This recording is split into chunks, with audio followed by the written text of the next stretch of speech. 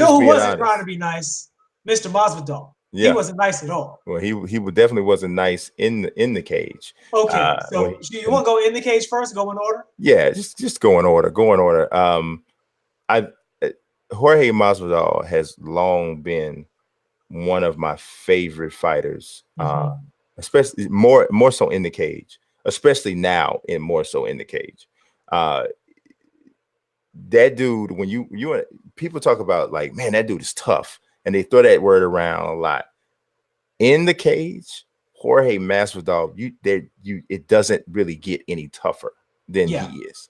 Like if you've watched his career, I'm talking about even back to Bellator, all the way up to now. If you've watched him, if you've watched the way he's competed, you watch the way he's won, watch the way he's lost.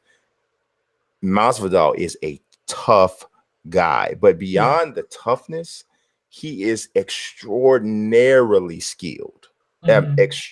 Like I have seen Masvidal hold his own and or beat people whose skill level in a certain area of fighting was at or near the top for that specific skill. I saw him roll with Demian Maia for 3 rounds and have Demian Maia, in my opinion, perhaps the greatest Brazilian jiu-jitsu practitioner in the history of the UFC, have him say that guy has the best Brazilian jiu-jitsu of anybody that I've ever fought. Demian Maia says that after rolling with you for 3 rounds. Then I see you in the cage with Darren Till, whose striking is high level. And he did get caught by some nasty shots. He got caught by some big stuff early, but then he made the adjustment and said, oh, this left hook is here. And he knocked Darren Till into another area.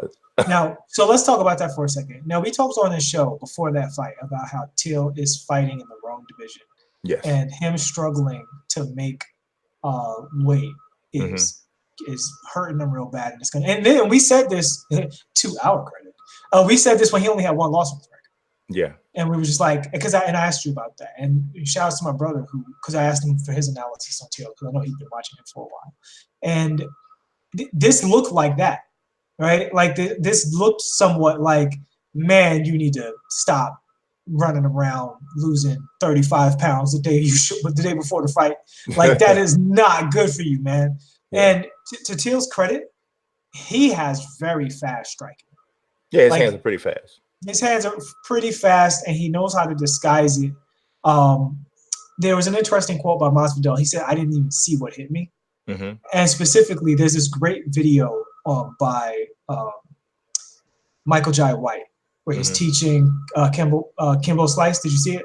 No. Where so basically he's saying, like, when you punch straight on, there's the depth perception is what you rely on to see the punch coming, and that's no good. So that's why you want to punch straight on and capitalize on that. When you come around or under, I can see the punch coming, or even when it comes from here up to here, I can see it coming. But if the punch is here and then it goes straight forward, like so, the depth perception doesn't allow you to know when I'm punching or not. And if you look at the Masvidal fight, that's what he got caught by. Like, Till knows how to punch really fast in a disguised way. And he really cracked him a few times. I think if he goes up a division, that's going to benefit him more than him putting himself into questionable physical condition to fight a guy like Masvidal, who's just a workhorse and talented and super tough, as you said. I agree from a conceptual standpoint, but I don't think that applies to Till. I think Till has a questionable chin because I've seen him knocked out or dropped or hurt severely on one shot. And of course, now we look at Tyron Woodley and we're like, okay, Woodley can crack. Woodley has decimated several people with one shot, right?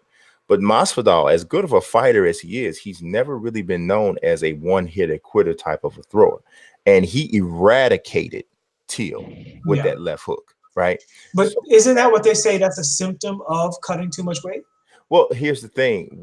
I don't know that I can 100% attribute it to him cutting weight because what happened with Till was Till started to get a lot of hype and a lot of credit quickly, because the UFC was really hungry for a definitive or a flagship type of a star from Liverpool and from his region of the world. Michael Bisping was getting older, and they didn't. That's a huge market there, and they didn't really have a signature star.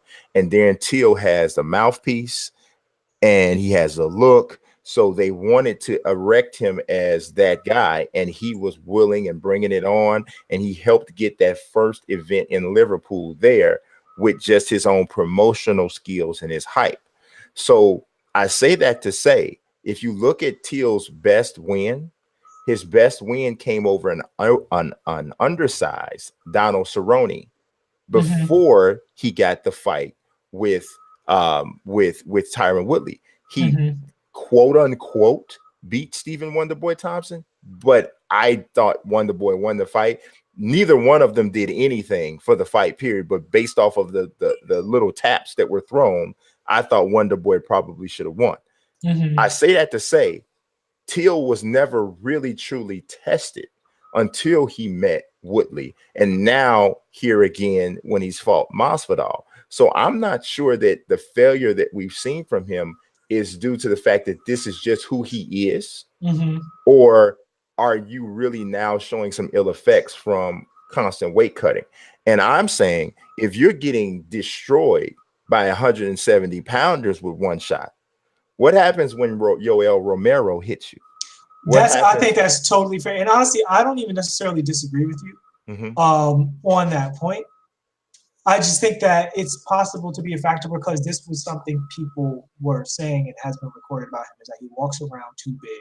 Yeah, he's a big guy. He's a big guy. Division, and he's cutting too much weight, and it's going to catch up with him. And this is what catching up with him on paper looks like. Yeah, I'm not saying that it totally isn't that, but what I think is that he's in line to, because here's the thing, he's getting caught, right? And getting caught is a defensive deficiency. Yeah. Being able to absorb the shot is a secondary skill. Right. So if you're getting caught, that doesn't really have anything to do with you cutting weight. That's you just getting caught. So if you're going to get caught anyway, and you start now getting caught by Yoel Romero, Israel Adesanya, Robert Whittaker, these guys are bigger, stronger guys. Because now, see, one of the biggest advantages that Till had was that he was such a big welterweight. He was so much bigger than just about every 170 pound that he fought. Now, he's not that much bigger than Stephen Thompson. Stephen Thompson's a big welterweight too, but he is bigger, but wasn't as hulkingly bigger over him as he was over the others. So I don't know. I've never was 100% sold on Darren Till. I never was. Me either.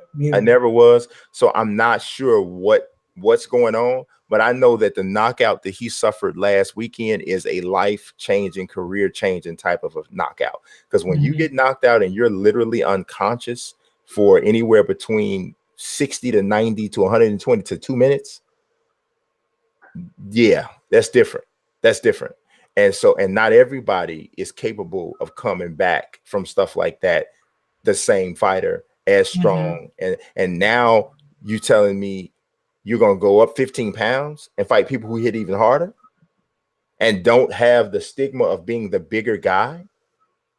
I don't know. I don't know how that works. But after the fight, which is one of the things we were going to talk about, is Masvidal getting into a thing with Leon Edwards. Now, Leon Edwards is another British fighter, British welterweight, who is vying for a title shot. He had a really impressive victory himself on the same card. He wants badly to fight for a title. He felt that he should have been the one fighting in the main event that night, and he had been talking and taking shots at Till and taking shots at Masvidal. And Masvidal, before Masvidal was a mixed martial artist, he was a street fighter. So very similar to the way Kimbo fought on the street. That's who Masvidal was. And in a lot of ways, he's still that guy. So you're not going to just say anything to Jorge Masvidal and think that it's just going to be a shouting match. It's generally going to probably turn into something. So Leon Edwards is off in the corner someplace, and he starts interrupting Masvidal's interview. Masvidal walks up, boom, boom, boom, gives him the 2-piece, hit him so good and so clean, he cut Leon Edwards on the jaw. I know a lot of MMA fans and a lot of UFC fans really enjoy that kind of stuff. I personally don't, and I've been, following this sport for over 26, 27 years. I don't need that in my MMA cereal. I don't. I like the sport I like it to be a sport, I don't have a problem with like trash talk or whatever, as long as it doesn't get to the point where you're insulting somebody's family, their religion, and stuff like that. As long as it's not doing that kind of stuff that's going to lead to something else, I'm cool with that. But fights where like that, because here's the thing. Everybody's just like, oh, okay, yeah. It wasn't very much. It wasn't nothing. It was just, okay, we just threw a couple shots. Okay, he got a little scrape on his face. No big deal. All of those instances and incidents are this close to becoming something much, much bigger that impacts people on a whole nother level. Right? Oh, for sure. And even Masvidal himself, he could have broke his hand and not been able to fight, for 6 months or something like that, right? Or it could cause some sort of brawl or melee backstage. For sure. Somebody pull out something. Right. And now here's the thing, people start getting hurt. Even beyond that, now we don't totally disagree on this. The way he was building up, I thought maybe he was gonna let him slide a little bit.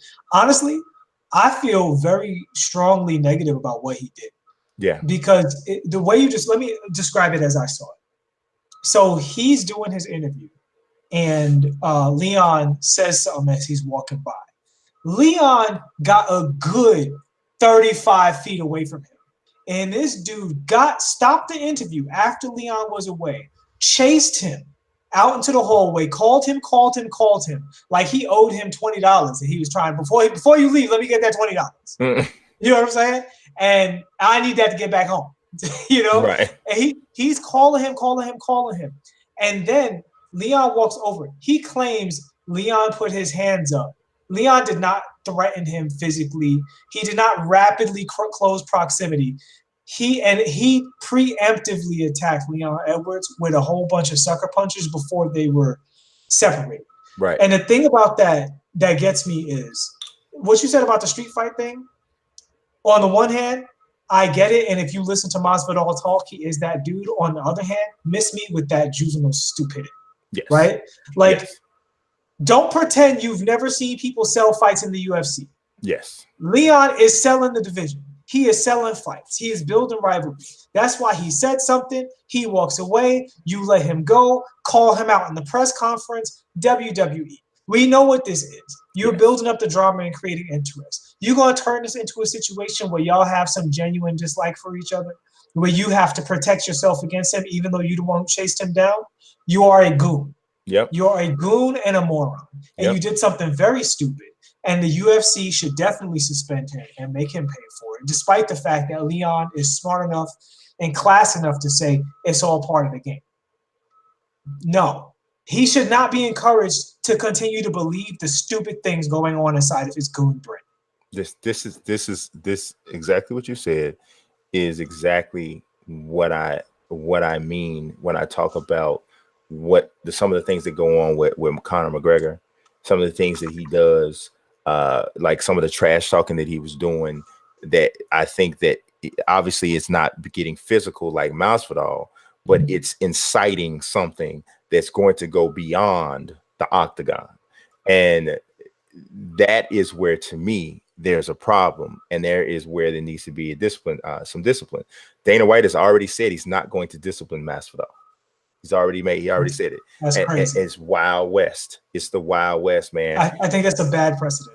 It is a bad precedent, but it's not the first, and no one's shocked. You know what's dumb about it though?